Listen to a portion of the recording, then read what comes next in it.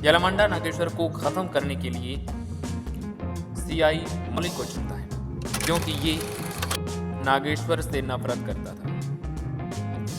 इसके बाद कहानी को प्रेजेंट में दिखाया जाता है, जहां पर बिजली प्रसाद नागेश्वर राव की पास्ट लाइफ के बारे में ऑफिसर राघवेंद्र राजपूत को बताता है। इतने में वहां एक हवलदार आता है और कहता है कि सीआई मौलिक को पता लग चुका है नागेश्वर की पत्नी। बिजली प्रसाद और सभी लोग मणि को कहीं और छुपाने की कोशिश करते हैं। इतने में सीआई मौलिक वहां पर आ जाता है। उस समय मणि पेट से थी और प्रसव पीड़ा भी हो रही थी कि तभी अचानक समाज सेविका मैडम हेमलता की एंट्री होती है। वो गांव वालों में हिम्मत भरती है और उन्हें एहसास दिलाती है कि तुम कमजोर नहीं, तुम चाहो तो इनसे लड़कर जीत सकते हो। गांव वालों ने भी मैडम का साथ दिया। सीआई मौलिक गांव वालों की बातें सुनते ही वहां से चला गया। राघवेंद्र के पूछने पर बिजली प्रसाद बताता है कि ये एक समाज सेविका है। स्टुअर्टपुरम में टाइगर की तरह ही ये बदलाव लाना चाहती थी, लेकिन अहिंसा से। ये टाइगर नागेश्वर से भी मिली थी। उसने टाइगर से कहा कि वो सरेंडर कर दें तो फैक्ट्री मैं बनाऊंगी। टाइगर ने कहा यलामांडा ये कभी नहीं होने देगा, फिर भी जिस दिन फैक्ट्री का उद्घाटन होगा मैं उसी दिन सरेंडर कर दूंगा। इसके बाद हेमलता मैडम की वजह से गांव में पक्की सड़कें बनी, बिजली पहुंची। सीआई मौलिक ने एक एक करके नागेश्वर के साथ रहने वाले उसके दोस्तों को मार डाला। नागेश्वर को एक लड़का कहता है कि मैडम ने फैक्ट्री की अर्जी डाल दी है, लेकिन यलामांडा जब तक है नहीं बन सकती। तभी नागेश्वर पीएम को खत लिखता है, जिसमें वो कहता है कि वो उसके घर चोरी करने वाला है। बिजली प्रसाद ने राघवेंद्र राजपूत को ये सारी बात बताई।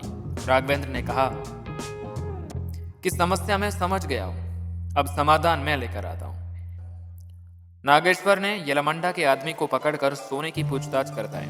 वो आदमी बताता है कि सोना बंगापुर बैंक के लॉकर नंबर 26 में रखा है, जाकर चुरा लो। इतने में वहां मणि आती है। नागेश्वर अपने बच्चों को देखकर बहुत खुश होता है। मणि कहती है चलो, कल फैक्ट्री की स्थापना है और आप सरेंडर कर दो। नागेश्वर ने कहा मैं नहीं चलूंगा, मेरा काम पूरा नहीं हुआ। इस पर मणि कहती है कि आप सरेंडर कर दो, सुरक्षित रहोगी। अगर आपको कुछ हो गया तो मेरा और इन बच्चों का क्या होगा? नागेश्वर कहता है मैं कुछ नहीं होने दूंगा, अब जाओ। मणि वापस आ जाती है जहां हेमलता मैडम और पुलिस वाले होते हैं। नागेश्वर सरेंडर नहीं किया, इसलिए ऑफिसर ने उसे देखते ही गोली मारने का आदेश दे दिया। लेकिन मणि कहती है मैं आपको नागेश्वर के पास ले चलती हूँ, पर आप उसे देखते ही गोली मारने का ऑर्डर वापस ले लें। पुलिस ने इस बात को मान लिया। पुलिस नागेश्वर को पकड़ने चली जाती है। स्टुअर्टपुरम के लोग बिजली प्रसाद को कहते हैं नागेश्वर को अब चोरी करने की क्यों जरूरत पड़ी, अब तो सब ठीक ही चल रहा है। गांव वाले कहते हैं कि अब तक लगता था कि वो हमारे लिए ये सब करता है, लेकिन आज साबित हो गया कि ये सब झूठ है। उसके किए की सजा पुलिस हमारे बच्चों को देती है। इन सब को डांटते हुए बिजली प्रसाद कहता है कि तुम जानते ही क्या हो नागेश्वर के बारे में। चलती ट्रेन में जिसकी पैर रखने की हिम्मत नहीं होती है, उसने चलती ट्रेन में घुसकर चोरी कर ली। 300 से ज्यादा सिपाही और 14 फीट ऊंची दीवार उसे रोक नहीं पाई।